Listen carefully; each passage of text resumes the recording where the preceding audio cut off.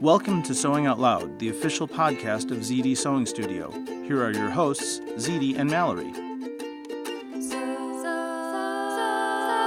Sewing Out Loud.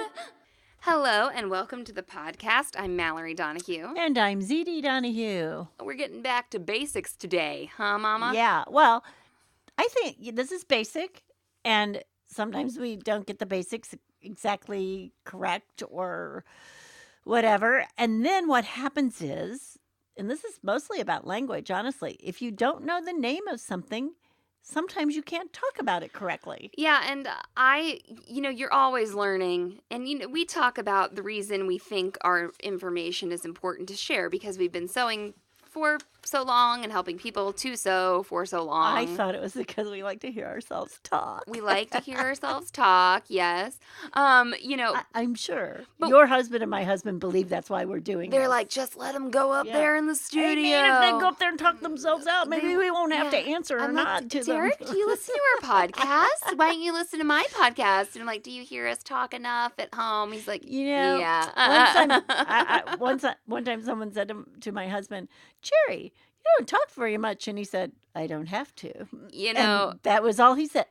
Somebody at Baby Lock, when Zelda was born, goes, I think she looks like your mom, but I've never seen your mom with her mouth not moving.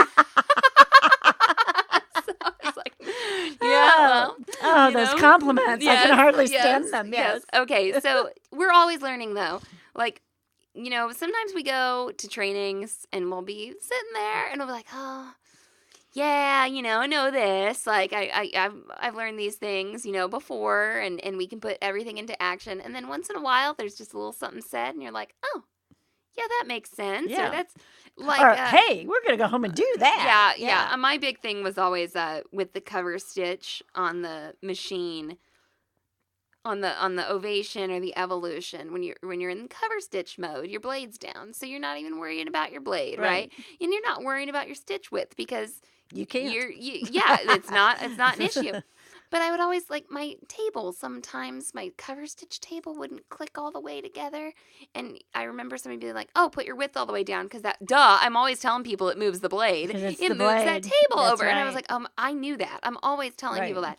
Okay, that's a really obscure reference, and I'm sorry if people don't understand what the heck I'm talking about. A tangent again. But that was a sewing thing. Anyway, it changed my life. And Sam and I learned it at the same time, and we both were like, oh, duh, So that was good. Anyway, parts of a machine. Well, so this is the anatomy of a sewing machine because we do need to know how to talk about it.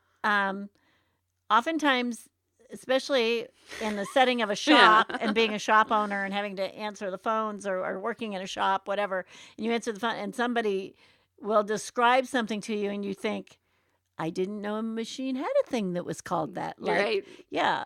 What are some of the names people call bobbins, Mallory? A bobber. Yeah. At least we know what that is, if it's a bobber.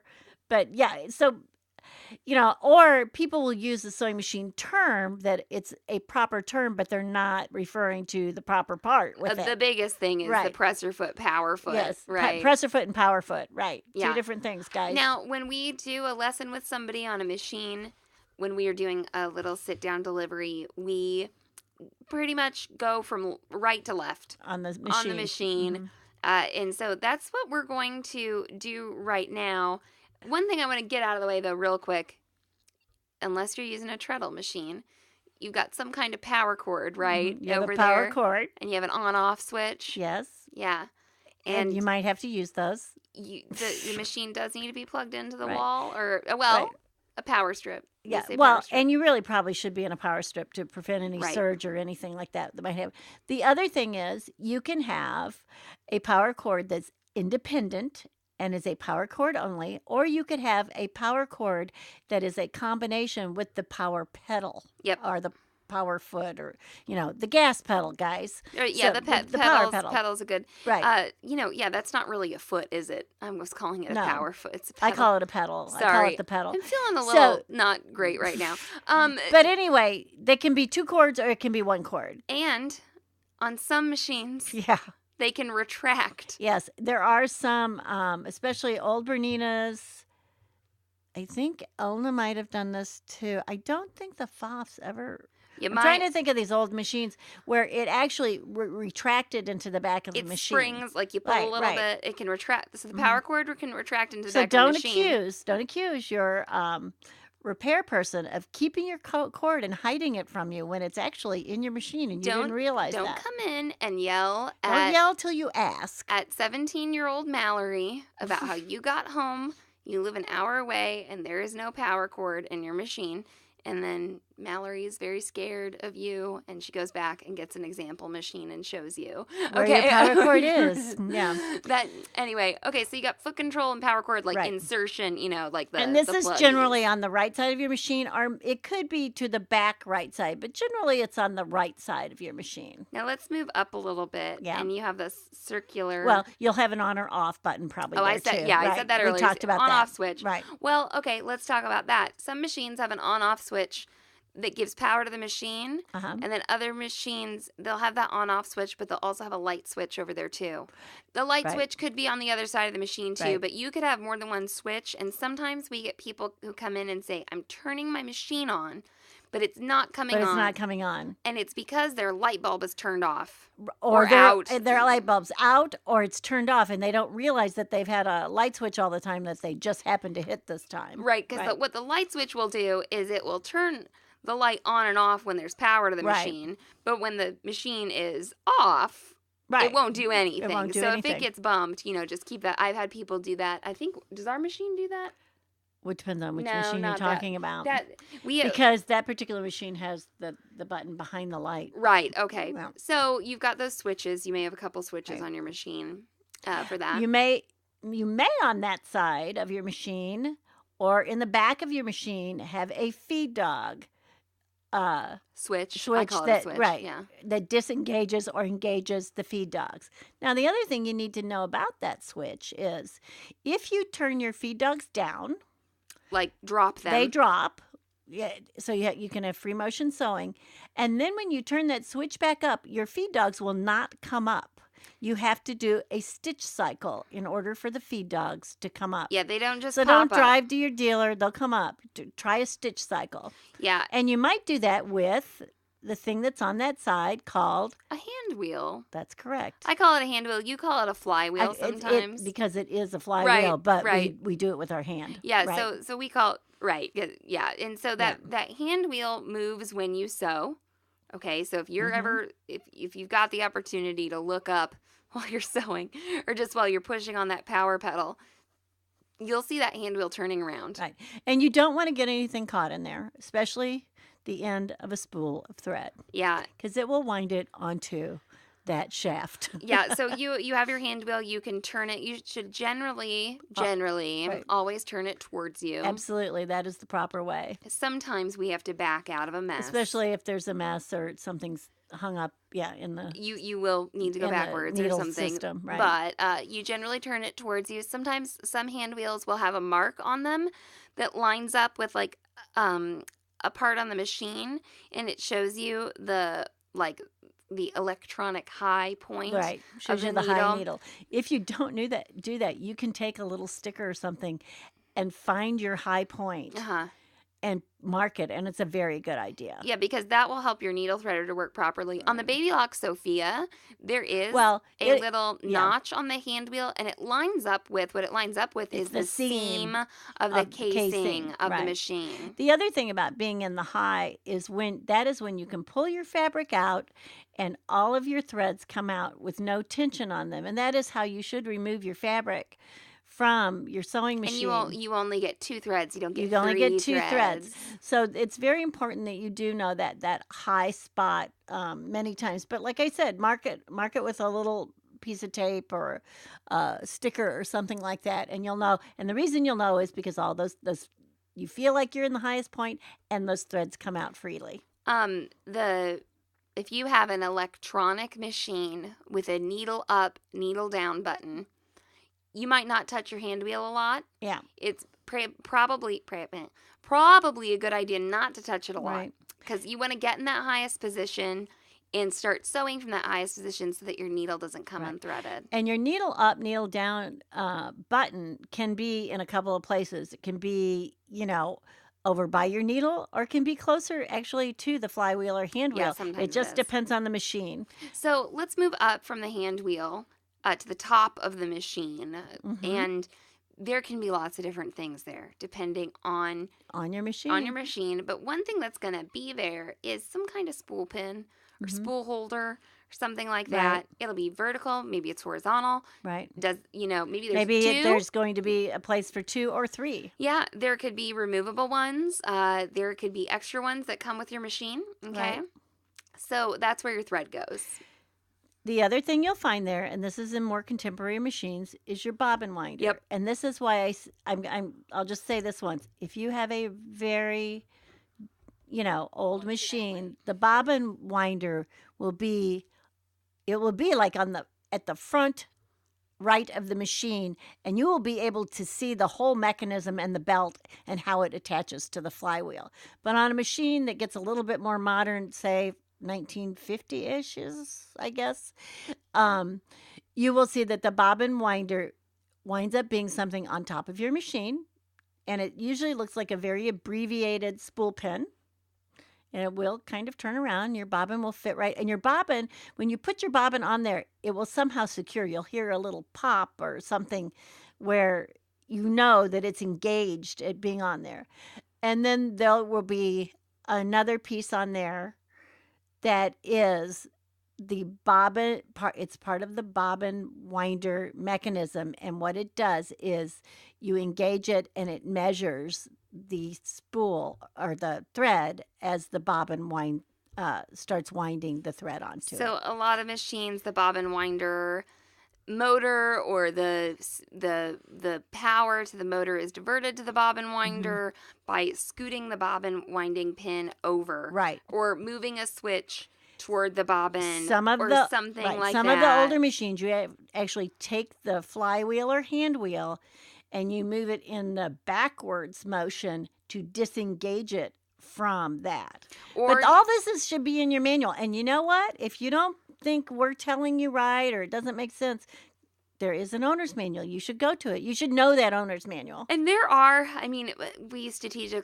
class called How to Use Your Sewing Machine, and people could bring any sewing machine to Right. it, and every once in a while there was a machine that would just defy, traditional all your knowledge, design. yeah. I'm like, this machine has no stitch selector, or Right. there are things Or it's like very that. bizarre, right? Yes, so anyway, it is The possible. other thing you may have on the top of your machine is a handle for carrying. Yep. And if you do have a handle for carrying, that is where it's meant to be carried. If you don't, how you want to carry your machine from place to place is you want to put your hand through the throat, the throat and the top of the machine, that natural hole, and put it on your arm and carry it that way. Yeah, and I've heard people say, oh, that's not good for the machine if there are lights there. And first of all, if there are lights under there, you've got a handle too. Right. And, use the handle and that. And you won't, I do both a lot you of times won't be on the putting too right. much pressure on your there. really big heavy machines. You want to put one hand on the handle and one handle through that one hand through that right. hole. Yeah. to the throat, over the throat plate. Right. Or over the throat. Okay, well, before we get to threading systems and tension discs and stuff like that, let's take a short message break. Hey, Mom, have you noticed my amazing jeans? Did that you I'm wearing? make those pants? I made my pants. Oh, no. I don't believe it. Your butt looks so good. Well, thank you. I don't know if you know, but it was really important Your to butt me. looks really good. It was really important to me to use high quality fabric. And Well, yeah, if you're going to put all that time into them. darn tootin', and I wanted to use the fabric recommended by my jeans pattern designer. Well, what So fabric is it, Mallory? I Don't just used- keep talking about it. Tell us what it is. I used Cone Mills S Jean stretch denim, and it is high quality fabric milled in North Carolina. It's got it's 97% cotton, 3% elastane, and it will stretch to fit over your bottom, but still recover really well as you wear them throughout the And day. apparently it comes in more than one color because that's not the only color jeans you have. That's right. It comes in black. It comes in high street, which is kind of a dark blue color. Uh-huh. And then it comes in natural indigo. And that fabric was dyed with indigo that was farmed in Tennessee. Okay, so we're keeping it all at home. That's right. So if you want to order denim, go to sewhere.com/denim. We sell it in whole yards and half yards. And we ship internationally. So Are you going to sell them the stuff I have set off for myself? No, I'll leave your denim alone. Okay. I will leave your denim All right. alone. Okay, once again, sewhere.com/denim to shop high quality Cone Mills denim for your stretch jeans. Sewing out loud. Hey, we're back, Mallory. You were talking about something about was I threading talking about? mechanisms and tension disc, and what do those look like on your sewing machine? Before we go too far, the top of your machine can be home to a lot of things. Okay, It's true. Sometimes there are stitch charts up there. Okay, like a cover will open up and you can have a stitch chart. Sometimes, if your machine company has been very nice to you, there's a diagram on how to thread for bobbin winding. And sometimes it's right on your machine. Yeah, it's like on there. And I really love that about, some of the more modern machines, because when they do a good job, it's great. Now, there's going to be some kind of thread guide, most likely. Before you get to your a thread guide before you get to the first, what do I want to say? Hold on. Slice What I was of going to machine. say, Okay. there's going to be a thread guide right after your spool pin, is what I was going to say. Absolutely. And it should be something like a hook, or there's like a piece of a metal like disc that you kind of go under. And now is the time when you need to start thinking about threading your machine like you're flossing your teeth. Okay, and really Press your get foot it in is there. up. Press your foot's up, of course. So you've got something before your thread makes its way to the inside of the machine, before That's right. it becomes internal. Now, most machines nowadays are set up where that tension disc is pretty close to that spool pin. That's okay. right. To the thread guide. Yeah, and that thread guide. And then the take-up lever is over to the left of it.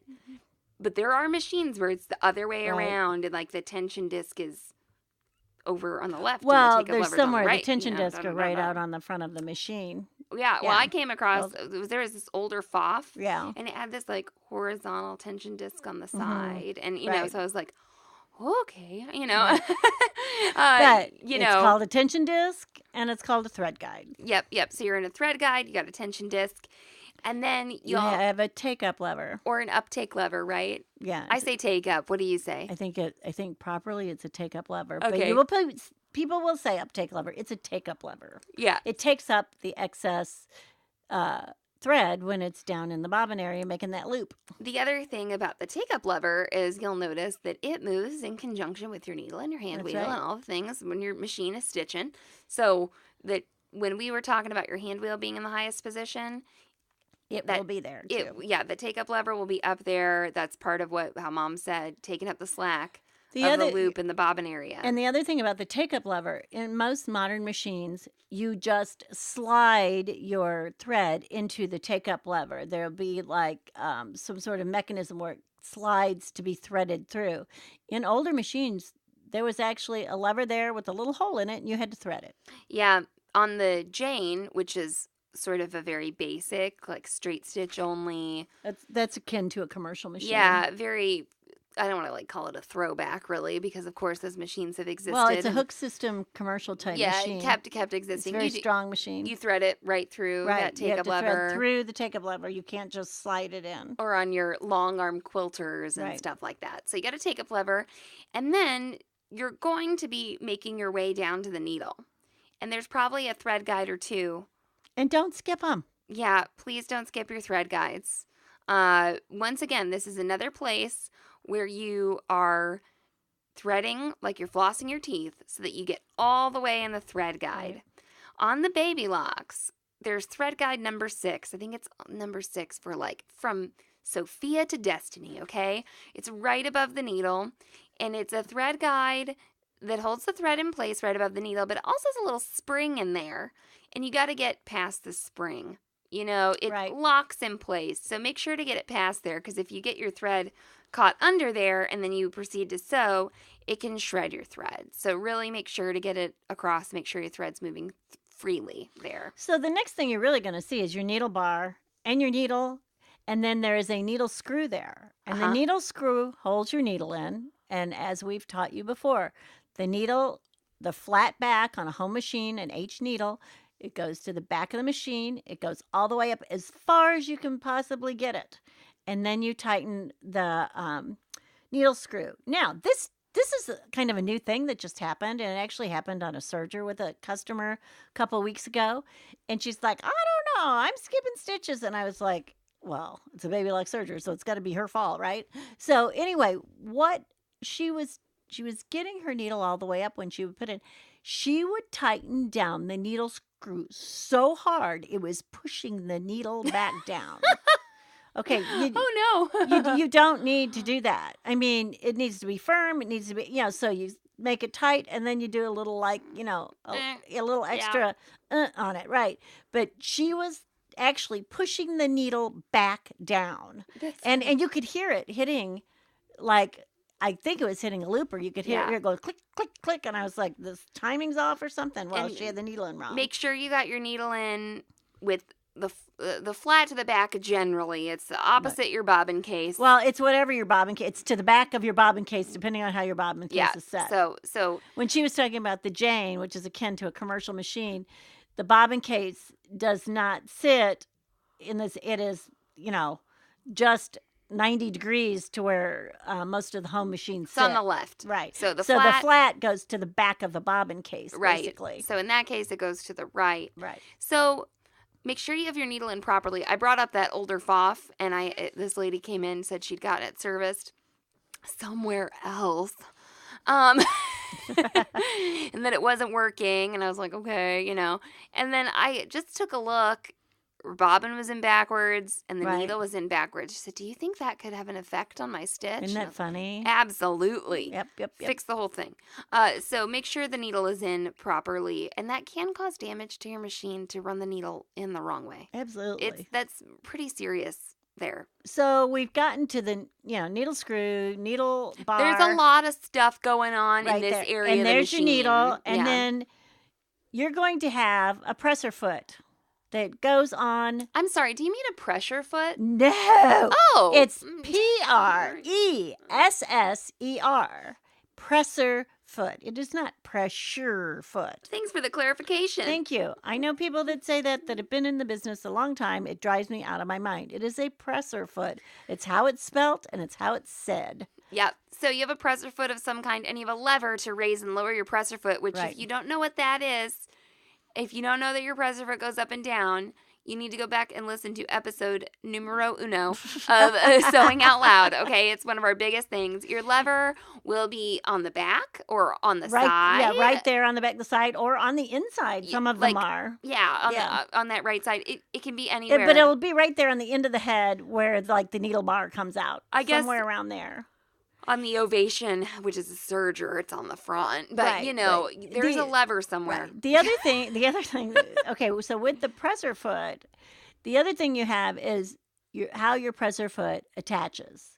And there will be a screw-on presser foot, there'll be a snap-on presser foot, and with Bernina Specifics, they have their own little mechanism. It's a little lever system, and they used to call it the one-handed system because you could hold it in your hand and put it on, and it really is cool. It really is. They're one solid foot The design. shank and the foot are together, which is more like a commercial machine. And I see those getting sort of like rarer and rarer as those machines are coming in. It's because they're more and more expensive. Yeah, they're very expensive. And so a lot of, if somebody is sewing on a Bernina at home, they're like, oh, my feet snap on. That may very well be true because they are more expensive. But your feet might snap on or screw on. Like you were saying, that presser foot bar, though, raises up and down. What's below your presser foot is your feed dogs. That's right. That are popping up through your throat plate. Throat plate. And the other thing about the throat plate is we have evolved into a throat plate that now also has a bobbin cover on it. Yeah. So it's not just the throat plate. Usually the throat plate is something that you will have to screw off. Mm-hmm. Okay. And the bobbin cover most often now is a clear plastic so you can see through and see your bobbin. Yeah, so on those top-loading bobbins, Drop-in bobbins. drop-in, top-loading bobbins, you'll have sort of like the main machine body, and then underneath your presser foot, you'll have a metal throat plate, and then you'll have another different colored plastic around Right. it that pops off for you to clean, or it's So just wait that a little minute. If you have a pop-in bobbin or a drop-in bobbin, pop-in bobbin. I like that. or what people call it that. Yeah. That's why I said it. You don't have a bobbin case, right? Wrong. Okay, so drop-in bobbin people, you do have a bobbin case. You just don't have to take it in and out every time when you're rethreading. You may remove it to clean or do something like that. You front-loading bobbin people, Which is called a hook system bobbin. Yep. All bobbins have hooks. Well, that's true. But You're tend talking to about call like that- a rotary hook rotary or something is like what that. I want to Yeah. say, yeah. So you people with the front-loading bobbins, you take out your bobbin case every time you Right. rethread, and you put a bobbin in there and put it back in the machine. So you might, if you have a top-loading bobbin or the drop-in bobbin, you won't be messing with your bobbin case quite as much. But you just so do know, have one. You do have one. Don't let people So tell if you someone don't. says, if you're going to take a class and they say, you're going to need a second bobbin class because we're going to use elastic thread or thick Bobbin thread case, or yeah. something like that, and you say, well, I don't have one, you do. Every machine has a bobbin case unless, it's a chain stitch machine or something like that. Right. Right. So you have your bobbin area down there, and those come apart in lots of different ways, or for cleaning. Manual, it's all in your manual. Yep. And they need to go back in correctly. And sometimes they're easy to put in like just a little wrong. So make sure it's down in there the right way. The other thing I want to talk about is needle plate versus throat plate. There you go. And it's hard to say they're not the same thing. Your needle goes through it. And it's on the throat of the machine, and that is considered the throat. The area where we work, where we lay our fabric on, that is called the throat of the machine. So needle plate, throat plate are a little bit interchangeable. And where you'll hear this is when you say, oh, somebody told me to use, or I got with my machine, a straight stitch needle plate. Right. So that plate, what it does, it still lets all the feed dogs and everything come through, but it only has one little hole that lets your needle go down, generally in the center of the stitch area. And it's one little hole, so there's no zigzagging or anything. No You zigzagging. can only use the straight stitch. And so I still call that little thing a throat plate, but then when we're getting specific about how it relates to the needle, I think it gets called a needle plate, or I'll just hear it called a straight stitch plate. Right. And a lot of times you're removing your throat plate or your needle plate to clean the machine and clean the little dust out of your machine there. And those can come apart, like you said. There's screw-off ones. Right. There are ones that pop off, all sorts of things. I think another thing I might want to talk about right here, there's a couple of things depending on, how sophisticated your machine is, how new it is, or how expensive it is, because the more expensive a machine is, generally it has more features. The more stuff it has. Right. So you may have a thread cutter button that is on your machine, and it will be up on the head, someplace fairly close to the needle, probably, at least towards the right side of your machine, or maybe sort of in the center there. Another thing we talked about already was the needle position. Needle up and down means when you finish your stitch and you take your foot off the power pedal, where's your needle going to be? No, that's not always what that button means. Oh, Okay, it doesn't always no. do that. It doesn't always set it. You're right. Okay, so this that's depends right. on the I'm machine. sorry. So Yep. that button, what that button I think does most of the time is it takes half a stitch. It gives you half a cycle, a stitch cycle. Right. There will be sometimes a setting in the machine Right. where you're like, I always You're stop right. down. Okay. Yeah, I really screwed up there. It's different though. Okay, on the Jane, here's the thing. Right. There's a button, and when it's highlighted, the needle stops down. Right. And when it's not highlighted, the needle just stops wherever you stop. Yeah. I'm thinking on the old Bernina, if I touch the needle down, that is where it stops. It'll highlight it. But if I want to do a half cycle, I press that same button and it comes up. Yeah, so it's kind of, you need to know how those work. You need to play with your machine when you first get it. You just need to Okay, So you learn all these things. Something else we haven't mentioned that probably is on almost every machine is some kind of reverse button Right. or lever or something. Right. And these can be included. Oh, this lady brought in a Husqvarna from, it's got to be from like the 70s. And it has 2 knobs on the front. And I swear, those 2 knobs do like 16 things a piece. Right. Okay? Yeah. You know, Right. it's almost too much. Sometimes you'll have a knob that has another disc around it. Yes. So that knob has like a multi-function, you know, if you Yep. if you twist the big disc, it does this. If you twist the smaller disc, it does this, and it does this with the. So And it if can you be pull- a little confusing. If you pull it out, it does this. And if Right. you push it in, it does that. Right. And da-da-da. So they were just, when I was teaching this woman how to use it, because she's had it for a long time, didn't know how to use it, I was like, oh, I have to define a lot of terms for you, you know, before we are knowing like, oh, this makes it into a stretch stitch and stuff. So anyway, that I feel like things have become clearer through Everything's more sophisticated across all Right. brands. Yeah. The other thing that you're going to find is you will find your stitch selector button, and you will find your stitch length button, and you may have a width button. So And- length, width, and selector. And so mom's saying buttons. They Right. might be knobs. They might be buttons. Right. They might be on your screen. If And you have an that's something electronic we haven't machine. talked about is machines have screens now Right.